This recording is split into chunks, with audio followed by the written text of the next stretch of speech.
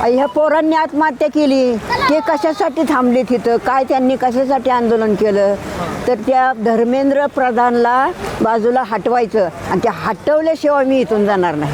पाऊस आला काही झालं काय बी उद्या मी पावसात उभा राहणार, पण त्या हटल्याशिवाय मी जाणार नाही. माझी सुद्धा त्यांना सहकार्य आहे, मी सहकार्य करणार त्यांना.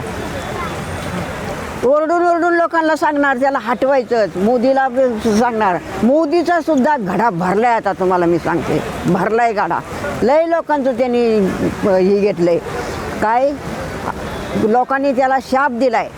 आता त्याचा घडा भरलेला आहे. त्यामुळं ते धर्मेंद्र प्रधानला तर हटवायचंच, पण मोदीला सुद्धा आता हटवायचं. पण हे सगळं पोरांचं आंदोलन आहे म्हणतात, तुमचं वय तर 70 आहे, मग तुम्ही का आला?